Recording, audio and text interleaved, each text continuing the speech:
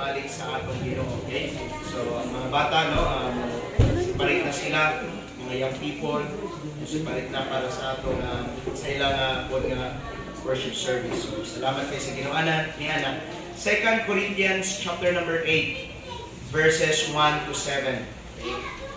2 Corinthians chapter number 8, verses 1 down to verse number 7. Manindog na tanan pulian, ato ning pagapulian sa pagbasa. And ang uban sa inyo, kabalo na aning passage, but we'll study once again how these believers at Macedonia become a blessing or became a blessing to Apostle, not only to the Apostle Paul, but to the churches, and even until now, no, sa mga churches, sorry, their testimony became a blessing to every one of us. Singimen kung naano mo diha,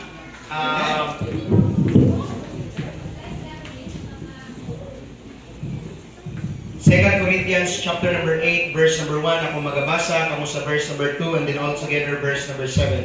Moreover, brethren, we do you to wit of the grace of the God bestowed on the churches of Macedonia.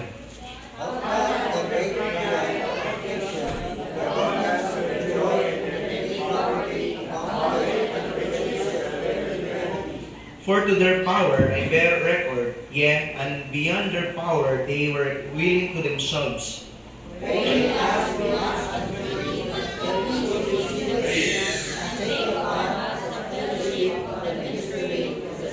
And this they did, not as we hoped, but first gave their own selves to the Lord, and unto us by the will of God. So much that we desire that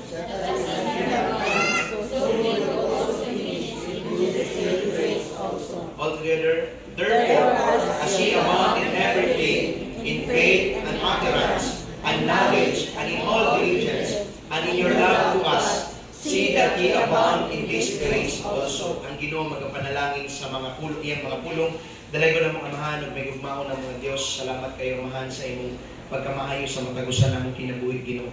Many times na ipakyas, many times kami nagpakasala kanimo, Ginoo, but Lord, thank you for thy grace upon us. And help us to continue in the things na mong nakakunan. And Lord, help us to be always ready. Kay wami kasabot kayo ng sa amo. Anytime pwede mo tingong ang trompeta. Sabangin ni Lord God na ang among unang na dapat namong pangandaman ang kaluwasan. Kung wala naman sa mong kalagitnaan diri Ginoo nga wa kay kay Kristo nga iyang manluluwas ug inikamatay niya, wala siya kabaluas sa padulong Lord. Convict sa kanang kasing-kasing nga tao na kinahanglan niya nga dawaton si Kristo nga iyang manluluwas, maghinulsol sa iyang sala o patinagi ni makabaton siya relasyon diya kanina. And all sa matagos sa kanamo, help us to always be ready, Ginoo, sa pagtunog sa trompeta nga excited ni nga moatubang sa imong amahan.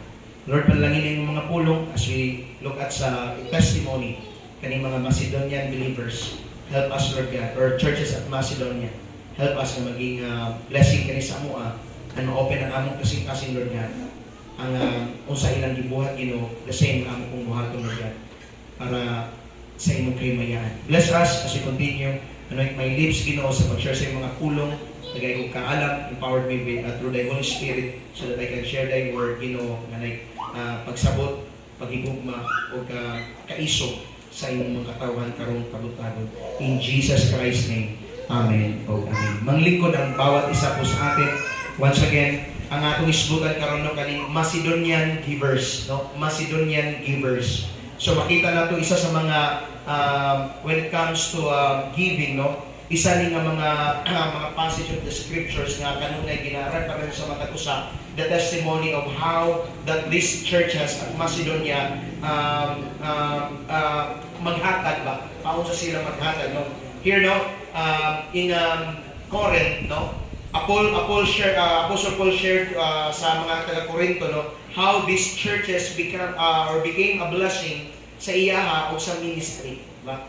Makita nato, no, kung sa mga simbahan pa ni mga Philippi Church at Macedonia, Philippi, Thessalonica, and Berea. Now in Philippians, so makita nato diyan no nga ingon sa mga nasulat or mga commentaries nagaingon sila nga basically siguro or they are not so sure, but dakong mga percentage that isa sa mga favorito ni Paul nga church is church at Philippi. No, makita nato sa Philippi nga paunsa niya gi-encourage ang mga believers dito, di ba? Niabot dito nung gibuhat nako ni not I desire a gift for me but I desire fruit that it may abound in your account, no? Ingon si Apostle Paul, no? So makita nato diri nga gi-share ni ang testimony sa mga churches at Macedonia, no? Ang believers at Philippi, Thessalonica, and Berea sa Corinth, no?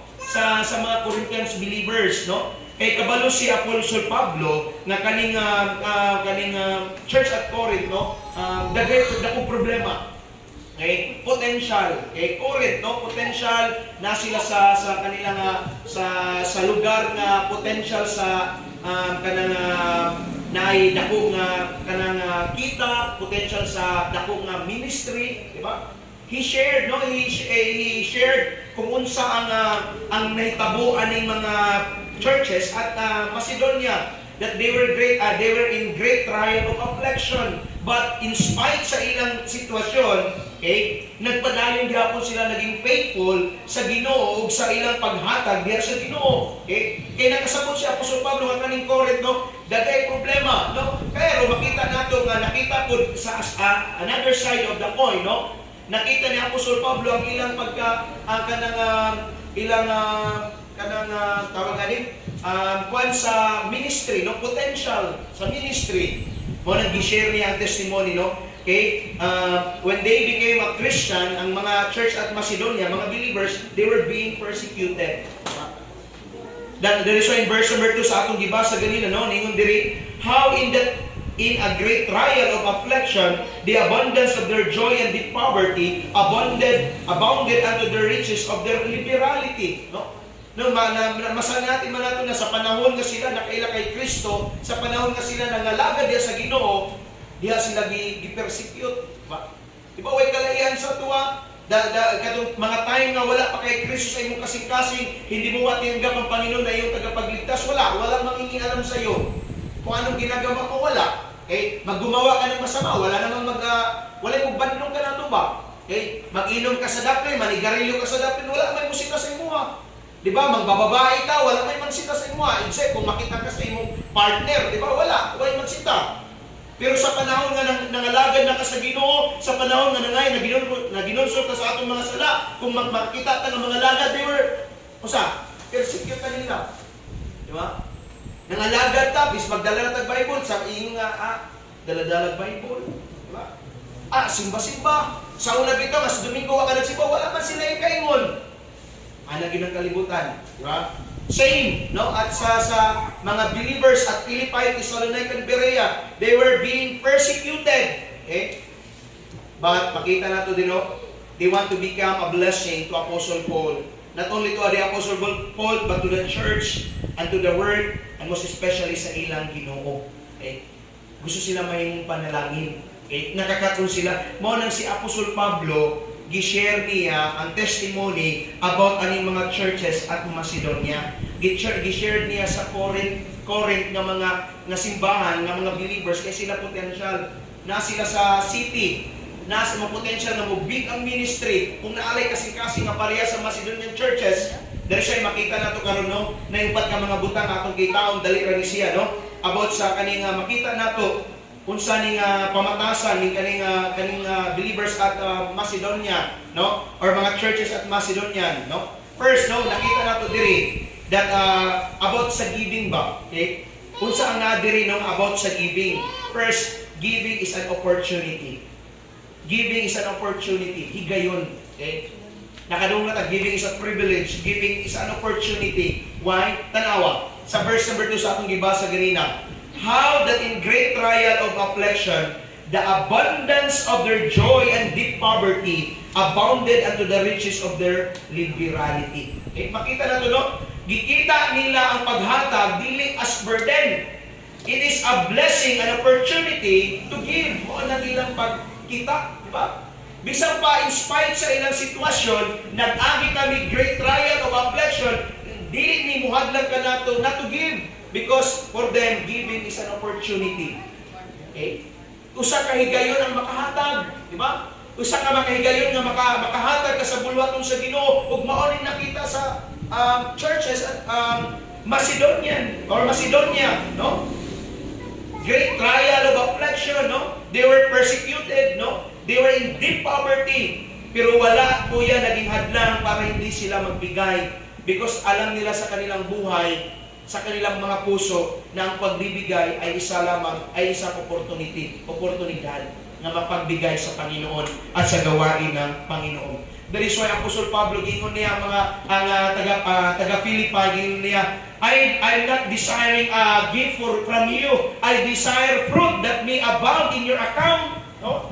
No matter what happen sa may mong ihatag sa mga sa Apostol Pablo, wala na yung problema basta akong desire fruit, your fruit that ma-abound sa inyong account. Mo nang even si Apostol Pablo nasa prisuhan, when Epapras, if I'm not mistaken, no, nagdala og ang love gift dito kay Apostol Pablo sa prison from the church at Philippi. Kung sa inyo ni Apostol Pablo, sweet smelling savor. But pasok, well-pleasing to God ang inyong gihatag kanako. Di ba?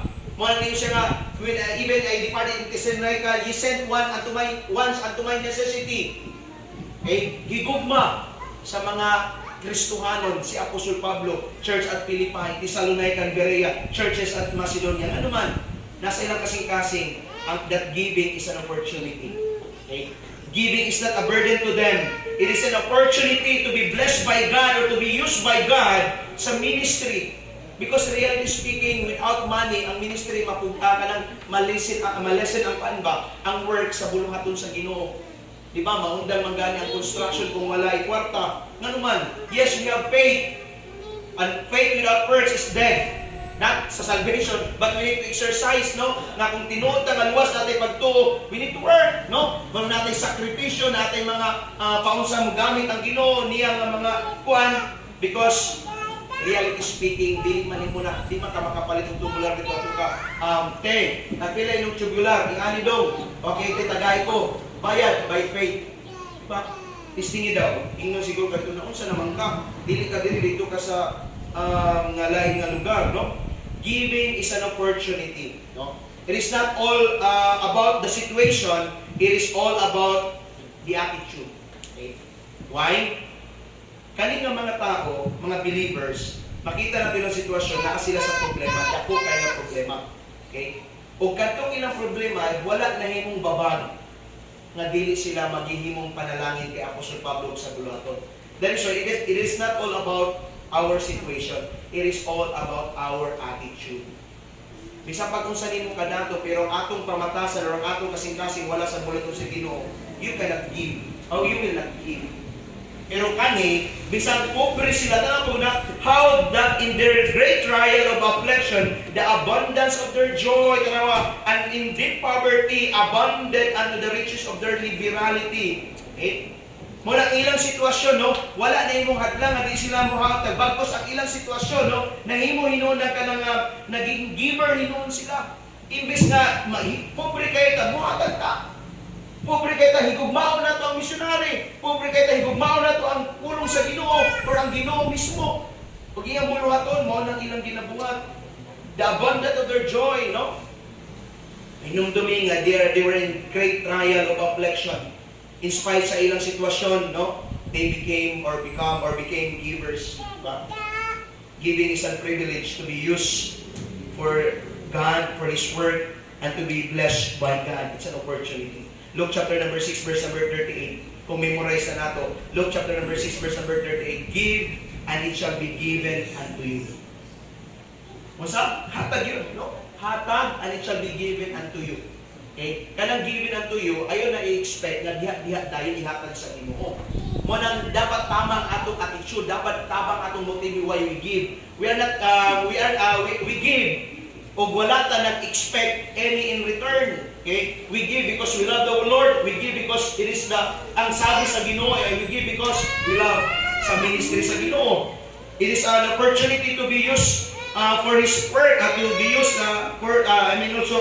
to be blessed by God, no?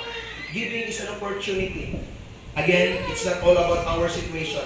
It is all about our attitude. Mo nang ilang ipakita. Kahit na nandito sila sa deep poverty, great trial of affliction, but masaya po silang nagbibigay. Kasi alam nila, mo nang gustong ipaabot ni Apostol Pablo dito sa mga taga-Corinto. Diba?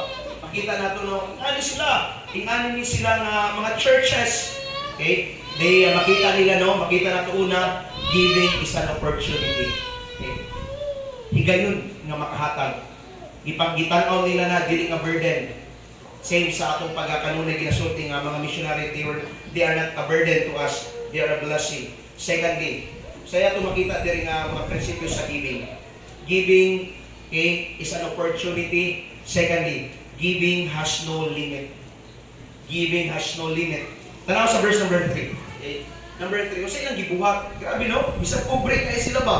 Bisag ka ng grabe problema, kay persecuted sila nga sa panahon na nahimo silang Kristiyano. Siguro ang uban diri nawala trabaho, siguro ang uban diri gipang si Santi, wala kasabot kung sila itabo sa ila. Pero they were great great trial of affliction. Wala kabalo nga gi-persecute sila, giwala ng trabaho, gipang si Santi, no? Wala kabalo. But notice in verse number 3. For to their power, sa ilang kakayahan ba? Or sa ilang mahimo, I bear record. Yeah? And beyond their power, they were willing of themselves. No? Beyond pa sa ilang mahimo. Ako na. Ingon nga bisay dito. Kay sa ilang mahimo, ako nagdala sa pagmatod. Oo, og labaw sa ilang mahimo sila nagmatingon haon sa ilang mga kaugalingon. That's why giving, no, has no limit. Okay? Limitless. Wala tag limitahan nga maora ni no. Okay? They give beyond their power or mahimo. Kung sa naman po nila mahatag pasol kay wala man po sila kuan, pobre man sila. Okay? Mo gani gihatag ang ilang mahimo ug wag dili nila mahimo, ila pang gipalabuan. They give beyond their power. They give beyond what they've learned. Diba? Kung sa ilang nasabtan about giving, they gave beyond, no? Mo nang giving has no limit. Kumato kag Bethany. 1, 2, 3, 4. Kung naay missionary, 5. Diba?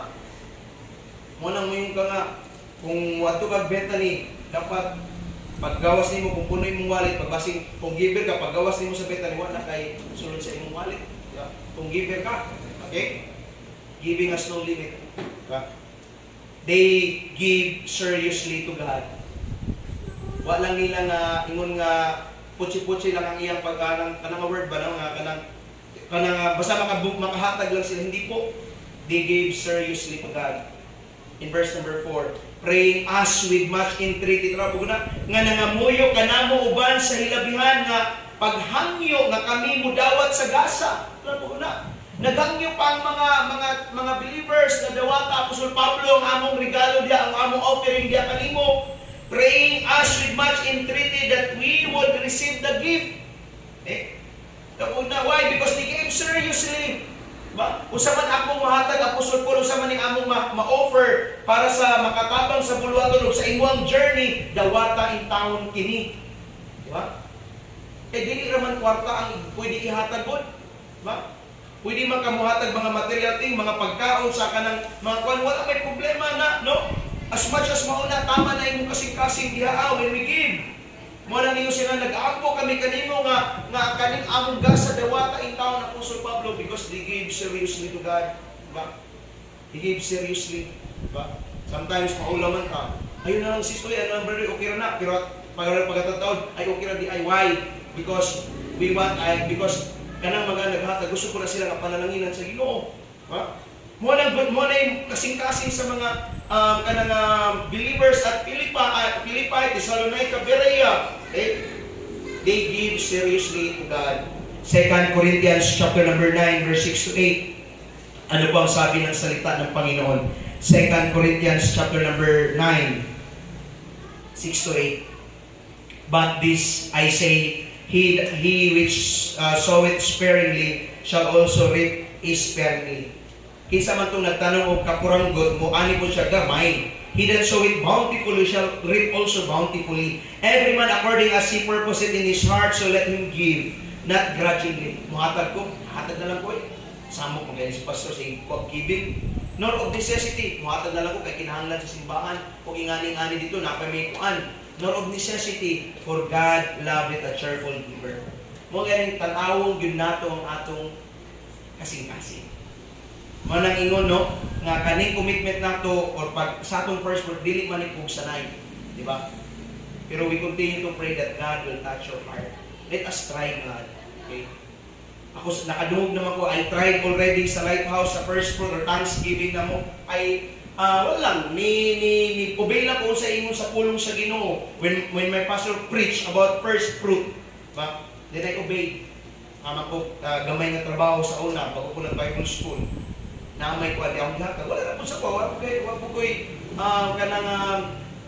kung sa ihatag sa Ginoo, pero sa ihatag sa Ginoo sa kuha karon. Ito pa niya akong prayers. Isa din na nga dako na ako pasalamat. Di man na material things, pero biluwas sa Ginoo akong pamilya. Ano din na? Di yun na ikabayad, bila ratong first fruit na ako, kamay ratuban. Kung mga anak ako diya kapin, pero ang kapalit sa Ginoo, biluwas niya akong pamilya. Mga na, dili na ikapanang sa pila pa imong gihatag sa Ginoo, basta maluwas imong pamilya, nakapadayon sila sa pagpangalagad sa inyo, sa great blessing. And God is able, tanawa, di ba? Kung muhatag daw ta nga naay ka aligot-got or nga ikaw or necessity for God lang na cheerful giver. Tanaw, kung muhatag kag malipayon. Number 8, and God is able to make all grace abound toward you, that ye always having all sufficient in all things. Tanaw ko na. Di ang mindset man nato mga tao pag muhatag kita, luoy man ta pastor pag muhatag ta. Kawa kayo ang kawawa pag tayo ang magbigay. But God said, and God is able to make all grace abound toward you, and ye always having all sufficiency in all things, that may abound in every good work. Diba? We cannot outgive God. Di mo malaban ang Ginoo. Mahatag man kag libo-libo niya, million man na, di mo malaban ang Ginoo if God will bless us. Kung tama lang yun ang atong kasing-kasing, pastor mo ba ay muhatag og 1 million kay gusto ko tatagang ko sa Ginoo 2 million. Di yun na, I don't expect di yun ay hatag sa Ginoo. We give, no? We don't expect any in return because kabalo ang Ginoo sa iyang part. Okay? Mo nang nindiri, and God is able to make all grace abound toward us, for you, that ye always having all sufficiency in all things, that may abound to every good work. Ganong kulang yun? Ano makaingon gyud na kulang man pastor, kulang man gyud ba ang ngani kulang, wa man gyud nato unahon ang di man gyud nato unahon ang Ginoo.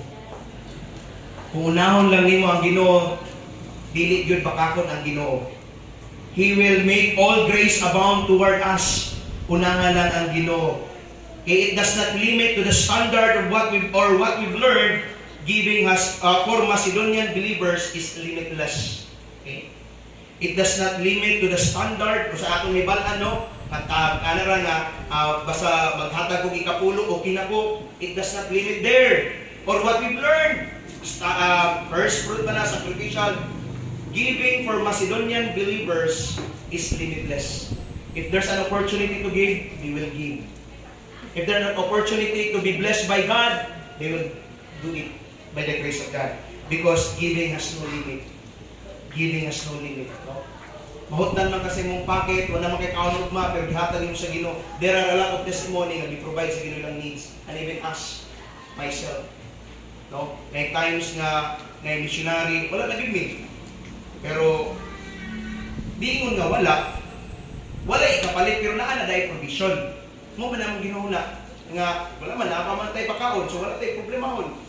And then God, by the grace of God, makita natin, no, that able siya to make all grace abound toward us. Okay? Giving is limitless. Number 3, second to the last. No? Okay, una na ito, no? Mga prinsipyo na ito, makatunan aning mga Macedonian givers, giving is an opportunity. Also, giving is a privilege na magamit sa Ginoo, nga mag-bless sa Ginoo. Giving has no limit. Number 3, in verse number 5 sa atong text ganina, in verse number 5, okay? Nano mo diha, okay? Ingon diri, and this they did not as we hope, but first what? Gave their own selves to the Lord and unto us by the will of God. Not only giving has no limit, giving is sacrificial. Sacrificial, no? Gihatag una, kanang nabuhat ni sa mga Macedonian believers? Because in the first place, gihatag nila ilang kaugalingon sa Ginoo. Diba? Gi-commit nila ilang kaugalingon diya sa Ginoo. Gisakripisyo nila ilang kaugalingon sa Ginoo and to others, Apostle Paul, o sa mga workers diya sa bulwaton sa Ginoo. That is why they easily and joyfully give to the Lord, no? Because gihatag nila ilang kaugalingon una, ba? Man no? Nga kung dili gyud ta makasurrender diya sa Ginoo first, kundi po nato i-surrender ang atong kinabuhi diya sa Ginoo. Nganong nagpadayon pagyapon? For example, nganong nagpadayon pagyapon ta sa atong kinabuhi nga wala na mayang Ginoo? It is because in the first place wala natong i-surrender sa Ginoo kana nga particular nga situation sa atong kinabuhi, di ba? Nganong daghang pamaymay nga luwas sa mga pastor pero di gyud ako ni mabiyaan pastor ba? Okay? Kani nga kalibutan di pa gyud ako mabiyaan ba? It is because wala nimong i-surrender tanan sa Ginoo, napakay gihawiran sa Ginoo. Di man ang gusto sa Ginoo. Bugay ninyo sa mayon gato sa ninyo ng isa sa mga parable sa Ginoo, no? Nga follow me. Ninyo isa let me go first and bury my father. Dasa ninyo po ng isa nga, sir, I will follow you. Ninyo na po ng Ginoo, bakit sa bulls, birds of nest, but the son of man, wala siya matulugan. Ikatuloy niya siya nga, follow me. Siya, sir, kaya no man will follow me kana nga naghawid sa flow or sa dagat na mutanaw speak in His kingdom. Okay, but pasabot kung musunod ka sa Ginoo dapat tanan surrender nato. Di nga musunod ka sa Ginoo, sunod ko Lord kanila nato ba na ang imong pagdaro giwi ka na. Okay? So walay musunod, no man can serve two masters, for either he will hate the one and love the others, or else he will uphold to the one and despise the other. Ye cannot serve God and mammon.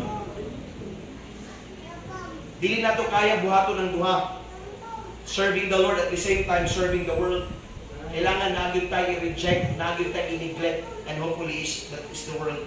Giving is sacrificial. Nabuhat nila ning tanan bisan pag naa sila sa ilang sitwasyon nga ni, it is because surrendered sila. Lord, kani among kinabuhi mo ni, giluwas mi ni imo ni. Kami mahimong mig blessing nga ni Lord amo ning buhaton. Nabuhat nila because first they gave their own selves to the Lord. Okay? We need to sacrifice for the sake of the Lord and His work. Okay? Kailangan nato ng sakripisyo sa Ginoo. Worth it nga sakripisyohan ang Ginoo o ang iyang buluhaton. Nganuman, in the first place, Jesus Christ sacrificed para sa ato. Sige daw, kung ato muna ng baylot si Kristo ang lilingatos kitang ilansan sa krus. Kana manggaling nagpalansa pag Semana Santa manggaling nga hilak-hilak manggaling na nga napay uban nga magbinuang nga butalag alcohol ng likod, hilak-hilak na manggaling. Itong haptos. Musakripisyo mangyayta sa atong buluhat sa inyong trabaho. Sa Ginoo na ba sa buluhaton sa Ginoo? Worth it no nga mag-sacrifice sa Ginoo, and it's not in vain. When we sacrifice for the Lord and His work, remember this, it will never be in vain. Di yun na mahimong walang kabaluhan. Kana yung atong gisakripisyo diri sa likod, diri sa kilid, or sa mga atong pag-renovate diri, di na mahimong walang kabuluhan maabot ang panahon. Ni Bahas, Jerusalem, kay Temple, ngayon niya kayong isang balat, kay Jesse, kay Tubayan, ang tulog, ang remembrance ng memorial in this Jerusalem. Ano man? Naka-informant sa model sa makin or mag-balay pero wala sa pagtawon, wala din mo duwag diri. Kung tanawon, kung paunsa ka, kalawon, pag-indog, huwag nila diri. Wala yung remembrance in Jerusalem. Kung sa tawanan paglanto, salamat Lord, na imong igamit. Siguro, isa sa mga sita, imong igamit. By the grace of God, it is sacrificial. It's worth it, no, nga mag-sakripisyo sa Ginoo. It will never be vain. God is not unrighteous to forget your work and labor of love. Nagsakripisyo ka para sa bulaton sa Ginoo, it will never be in vain. Remember the principle of sowing and reaping. Galatians chapter number 6 verse number 7. Ano po ang sabi ng salita ng Panginoon? Galatians chapter number 6 verse number 7. Okay? Sabi po ng salita ng Panginoon 6 verse number 7. Okay? Let him Galatians 6 verse number 7. Be not deceived, God is not mocked. For whatsoever a man soweth, that shall he also reap. Kung nagsakripisyo ka para sa bulaton sa Ginoo one of these days, di mananimod. Pero kung wala ka nagsakripisyo para sa bulaton sa Ginoo, isa po sa mga adlaw karon mag-anipod ka. Diba? Yung ganyan ni sa misyon, diba? Kung di ta mag-faithfully, di ta faithful sa atong tithes, basing mag-tithes sa hospital, basing mag-tithes sa another nga mga kuan, okay? Be faithful. Okay? Giving is an opportunity. Giving has no limit. Prinsipyo ni nga ato nakatunan diri sa Macedonian Givers Act, and giving is sacrificial. And lastly, 6 to 7. Ingon din ang pulong sa Ginoo. Last. Okay, 2 Corinthians chapter number 8 verses 6 to 7. Ano po ang sabi ng salita ng Panginoon dito? Chapter number 8. In so much that we desire Titus, as he had begun, so he would also finish in you that same grace also. Therefore, as she abound in everything, therefore, as she abound in everything, in faith, namo, ni-abound mo in utterance, ni-abound mo in knowledge, ni-abound mo and in all diligence. Notice next phrase, and in your love to us. See that ye abound in this grace also. Okay. Lastly, giving is an act of love. Giving is an act of love.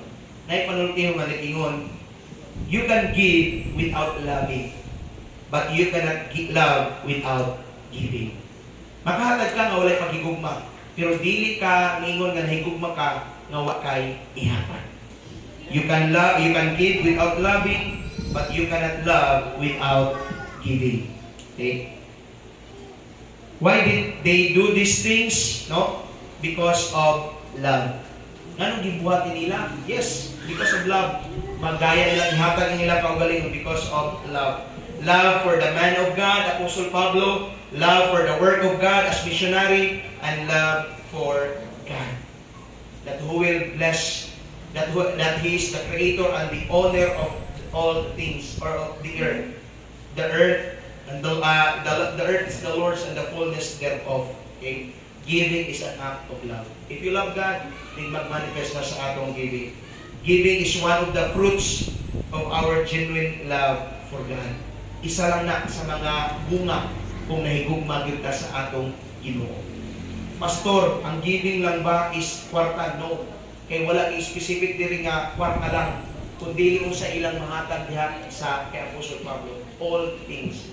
Sa bukid bitaw, pag-abot mo sa Thanksgiving, kay balumang ko sa inyo, wala pang uban may mga kwarta, pero na ay blessing sa inyo. Sa inyo mga blessing ninyo, na mo yung mga uma. Dala na yung mga saging o sa fruit sa inyong mga uma. Sa among Thanksgiving, na saging, na petchay, na mga kalabasa. Pastor, wapag yun na kwarta, pastor, kaya tungod, wapag yun may ka-harvest.